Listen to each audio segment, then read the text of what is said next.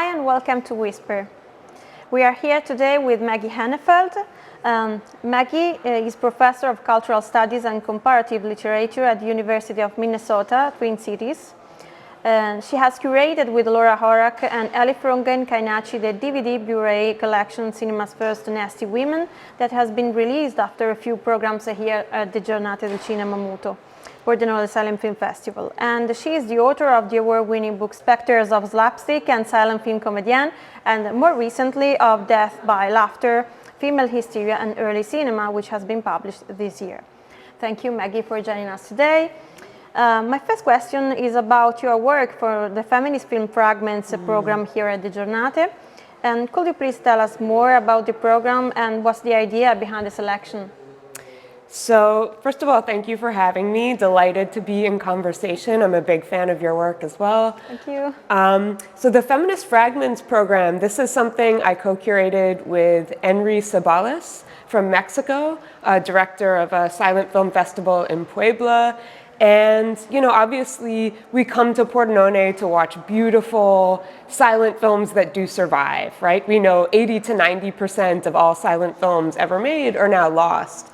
And actually, a film that only survives in fragments is technically considered a lost film, right? So we wanted to work with a range of archives, particularly archives like the Thai Film Archive or the National Film Archive of India, that just have very few silent film materials that are still extant, right? That still exist. So it allowed us to work with 10 different archives globally in Argentina, I mentioned India, Thailand, and across North America and Europe. So we have a program of 3 screenings. It's a follow-up from last year's first edition of Feminist Fragments. It kicks off tonight. They put us in the very last time slot of Sunday, Tuesday, and Saturday. So I hope people drink some coffee after dinner and get ready to stay up late. And each screening has a different theme. So tonight's is no work and all play. And, images of celebration and fun. Tuesdays is called Queer Eyes, Loose Lips, and Detachable Limbs. So it has a kind of like queer thematic, among other things. And then our last program is called I'm Ready for My Close-Up. And, you know, as the title indicates, there are a lot of close-ups of people's faces. What are your favorite fragments and why?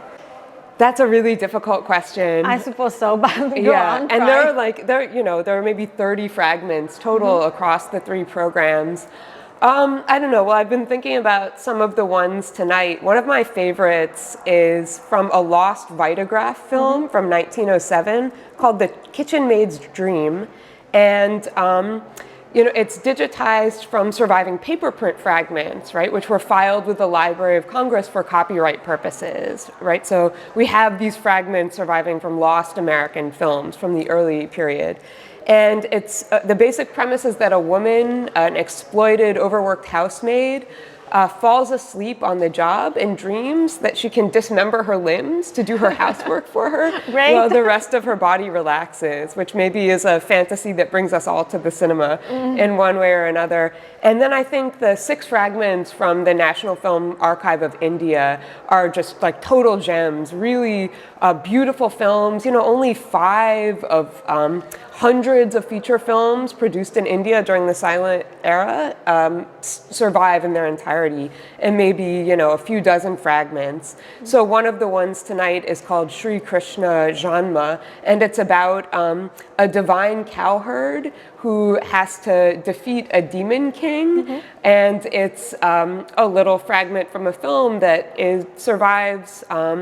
Maybe a little bit less than half of the film is still in the archive. So we're hoping that we can show more of the film next year, right, to establish these partnerships. But it does involve a king hallucinating that the demon spirit is spontaneously decapitated. So a lot of dismemberment and decapitation across the board. Those are 2 that, 2 that personal must be favorite. fun, of course.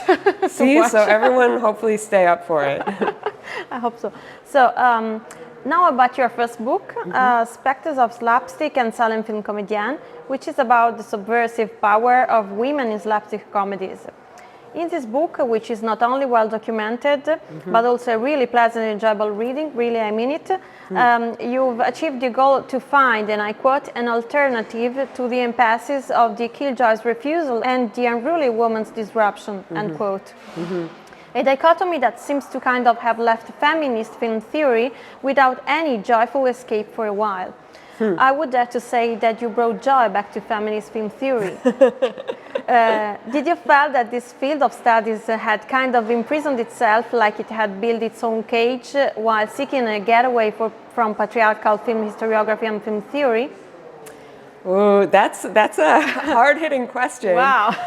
I mean, I think that feminist film theory always had a certain amount of joy, right? There, like as Sarah Ahmed, the self-proclaimed feminist killjoy herself, has confessed, there can be joy in killing joy, right? It's a kind of counter joy, an alternative feminist pleasure. Even, I like that definition. even the kind of radical jouissance, right? When pleasure becomes too much and it sort of floods your subjectivity. I think that's a form of killjoy joy. For lack of a better way to put it. I was trying to find a third way in Spectres of Slapstick, also because some of the messaging of early film comedies, and I'm looking at hundreds and hundreds of early silent film comedies in that book, sometimes the message is sort of ambivalent, right? Like it's not clear if, does this film empower the suffragettes? Is the director making fun of the suffragettes? And part of what I mean by finding a third way is that it doesn't matter, right? Like we don't have to be humorless in response to someone potentially making fun of women if it results in the production of kind of powerful female comedian-centered images, right?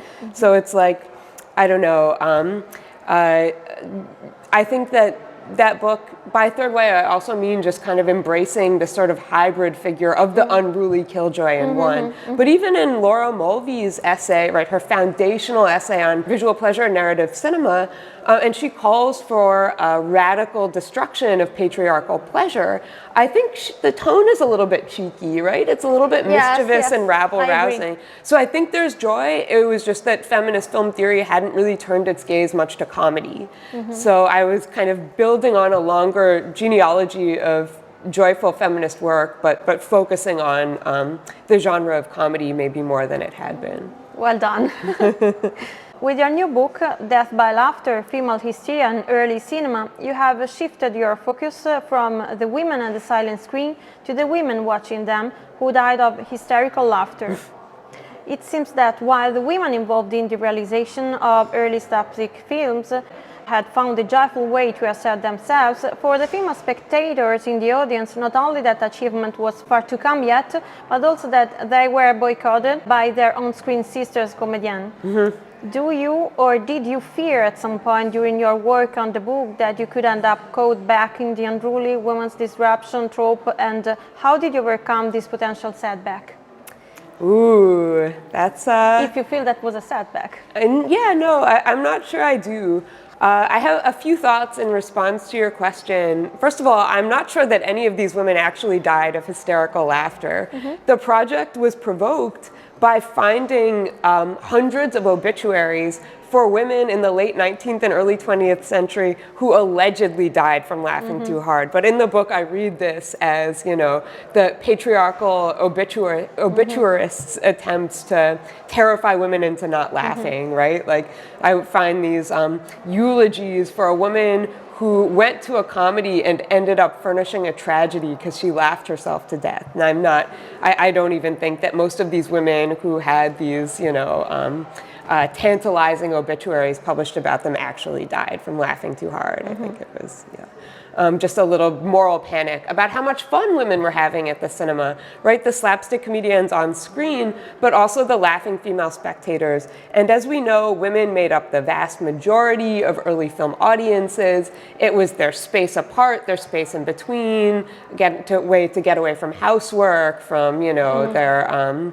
like oppressive domestic spaces. They'd go to the movies to have fun, and they'd laugh, and they'd laugh, and then not all of the patriarchy enjoyed their laughter. I do kind of double down on the unruly, transgressive powers of, women's overwhelming laughter and joy in those spaces. But I think the way we respond to laughter and to pleasure in general is also a larger response to what's happening in our own kind of cultural and political moment. And I think we don't have enough joy, maybe in feminism, in our protest culture, and in feminist theory today, because the world is so awful and terrifying, right? There's very little to laugh at, but also there's been this kind of humorless turn, even in the field of comedy studies. A lot of scholars writing about comedy now are publishing books not on things they actually find funny, but on what we're not supposed to laugh at. Right? So there are all these books on misogynistic humor, white supremacist comedy, kind of taking laughter away from bad objects of comedy or humor. And so I see this book on laughter as also, I don't know, a kind of like polemical turn away from all of the humorlessness in our field and just in the culture at large, like trying to bring a little bit of joy and play and mischief back into feminist comedy studies, if not just kind of feminist media studies across the board. I definitely like your point of view on feminist comedies, slapstick comedies, and comedy in general. And I like this idea of kind of focusing again on female comedies and not only on what is not supposed not to be laughed at. Yeah, and sometimes we don't even know what we're laughing at. So that's part of what the book is doing. It's not about comedy, it's about laughter. And sometimes women in particular are, I don't know, their laughter is dismissed as irrational, hysterical, you know, like giggly schoolgirls or the laughing mad woman in the mental asylum. Like these are kind of tropes and histories that I look at in the book in relation to clinical hysteria and madness, because I think laughter, even when it's not in response to comedy or a specific joke, it still means something, and it can still be an expression of pleasure and defiance and unruliness. So the book is about laughter more than comedy. Yes, it's about laughter. I like that. Thank you for underlining this. It's a huge difference in a way, and it's important to underline it. Thank you. Now some questions about your relationship with the academic system and the film studies environment more in general. So, first question, what brought you to do this job? I mean, a love of the material, a love of the films. I was a film major in college. I've always been a cinephile. You know, I grew up going to my local video store, 5 days a week. And I've always loved old movies and comedies in particular. Like I grew up watching the Marx Brothers and, Howard Hawks, screwball comedies. When I was an undergraduate, I was lucky to study with Karen Beckman at the time, and she's written a number of books in feminist film theory on vanishing women, on cinema and car crashes, and she was just the most inspiring mentor. I took every class she offered at the University of Pennsylvania, and she included us in a lot of campus events, so I think that was when I drank the film studies and feminist film theory Kool-Aid, and was also lucky to have a couple of very alienating jobs right after college that if I was ambivalent about applying to grad school before that kind of sealed the deal. I understand. And why does your job matter?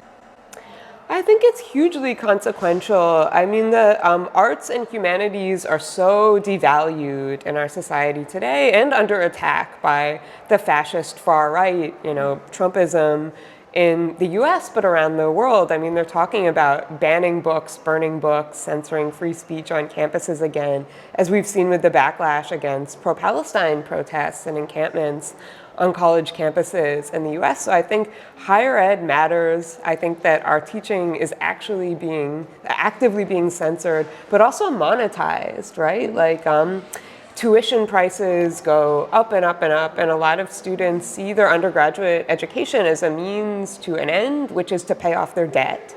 And they feel less room to explore, to take fun classes and film and media studies and feminist theory. So I really try to bring that sense of intellectual curiosity and pleasure to the classroom, and let students know they're permitted to think, even if, you know, they're not sure how their thoughts will, you know, directly lead to gainful employment however many semesters down the road. Because, you know, it's students with economics degrees that are having trouble finding jobs. Our film studies majors are doing great. Expectations versus reality. What aspects of your job exceeded your expectations and what disappointed you instead? Expectations versus reality is, I mean, the clash between the two is a very fundamental definition of comedy. Well, yes, I agree too. So I think the absurdity of academia always exceeds my expectations. Just like a meeting that's supposed to take 20 minutes that somehow lasts 4 hours, you know. This is just a regular day in the office. I mean, I love the people. I come to a festival like this, you know, it's really a pilgrimage to come to Pordenone from Minnesota in the middle of the semester, right? The jet lag, the expense, the hustle. It's for the community as much as the films. I love the people in our field. They're so generous and brilliant and passionate. And I love my students. And so that, I think that's what fuels me. In addition to a kind of passion for the material itself, for scholarship, and I'm a total cinephile. A lot of what drives me is just kind of like being in conversation with this brilliant community. I think what alienates me, we were talking about before, is the, increasingly neoliberal imperative of higher ed, public research universities being run like for-profit corporations. So, you know, teaching like enrollment for what should be a small seminar goes up and up and up and up because our budget depends on our numbers and that kind of, soulless quantification of intellectual freedom. Yes, and I don't know if it's exactly the same in the US as it is in Europe, but we have more and more as researchers and teachers. After all, we are more and more employed also in administrative tasks that kind of burn our time, and they kind of drain every energy, and then you have to find a way to energize yourself to be ready to put some enthusiasm in what you do and put it also in your students. So it's more and more difficult also on that side, I think. It's hugely difficult. I mean, and it gets worse every semester. I think self-care, like having whatever ritual you practice that like keeps your soul alive so you can power through the 20 letters of recommendation due by midnight, or, you know, the long soul-sucking, you know, bureaucratic committee meetings. It really does wear you down. Semesters are long and exhausting. So it's even more important to, research things that you love, not because you think it will get you that grant or that hotshot opportunity. Like we're here for, we don't come to academic film studies to get rich, right? I don't think so. At this point, I would have changed my career path otherwise. And this brings me to the next question, which is concerning the career/private life balance. Do you feel that the academic career is sustainable for women as it is nowadays?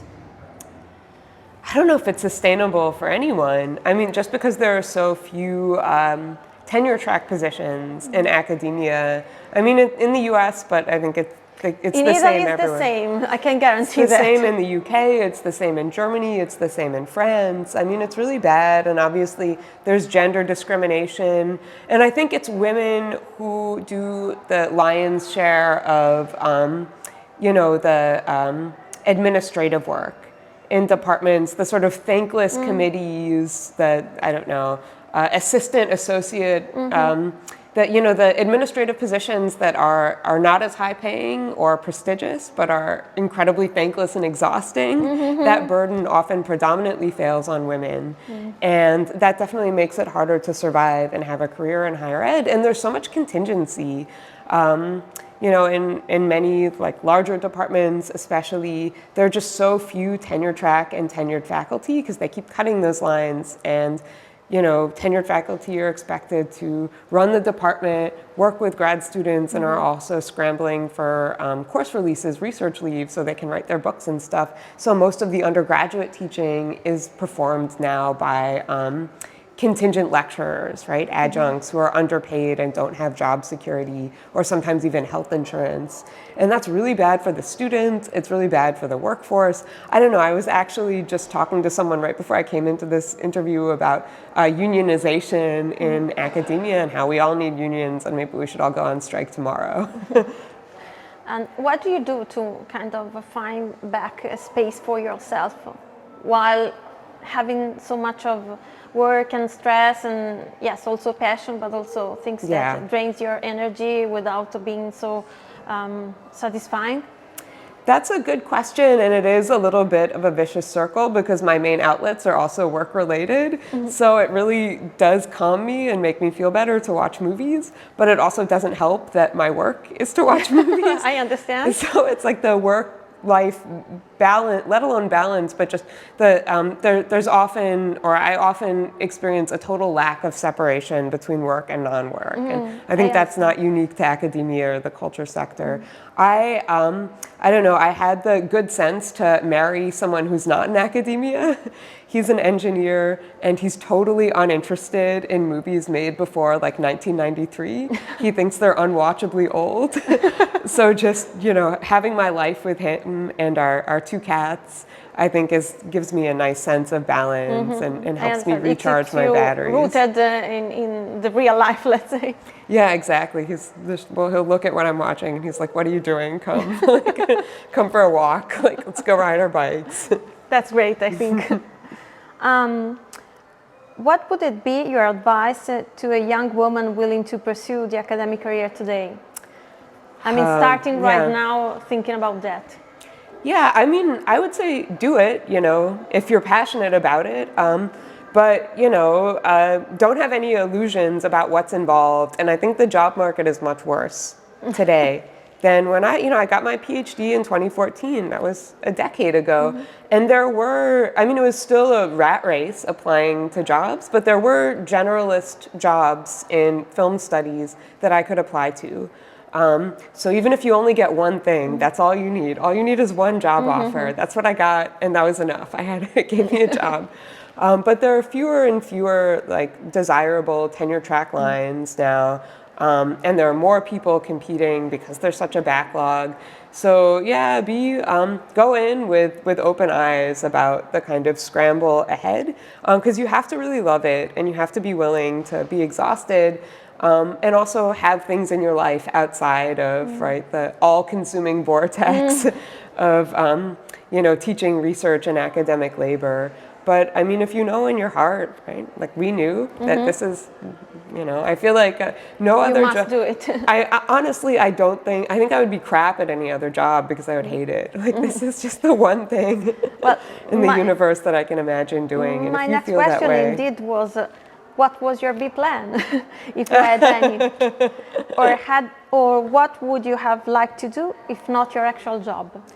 Well, when I was growing up, I wanted to be on Saturday Night Live. Oh wow! Yeah, I wanted to be a comedian, but and I'm obviously interested in comedy. I don't know, I wasn't quite funny enough to be a real comedian, so I just settled for a career in cultural studies. Well done, I would say. But that would have been, that's a little bit aspirational. And I think I was also interested in screenwriting, more like the creative side of the field, less the kind of research focused side.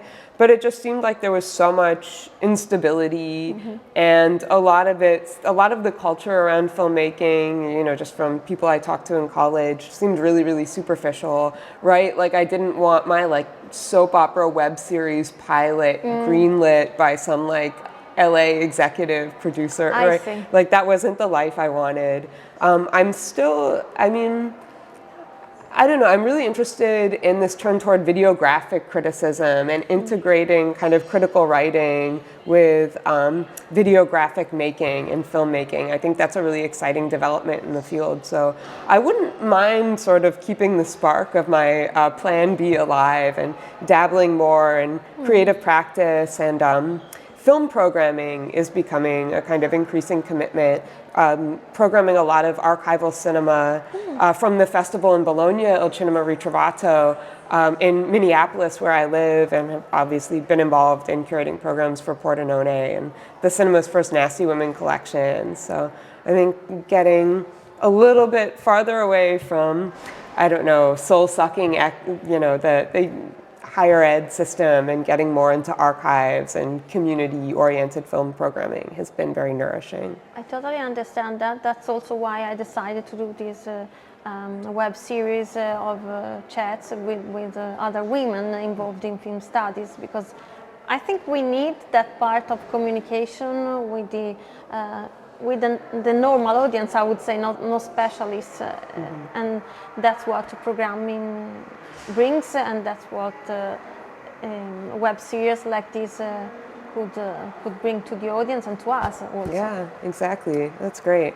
And the last question is, what's next? If you would like to disclose your next project, if you have thought about that. No, it just came to me actually during the festival in Bologna last summer, because I was so inspired by, I don't know, there's a program of Stephanie Rothman's second wave exploitation comedies, which I thought were just brilliant. And so the very tentative early title of the next project, sort of in keeping with the first two books, it's called Archives of Feminist Comedy. Wow. And it will go beyond the silent era. And sort of in the spirit of Death by Laughter, it's about finding laughter in places where you wouldn't necessarily expect to see or experience it.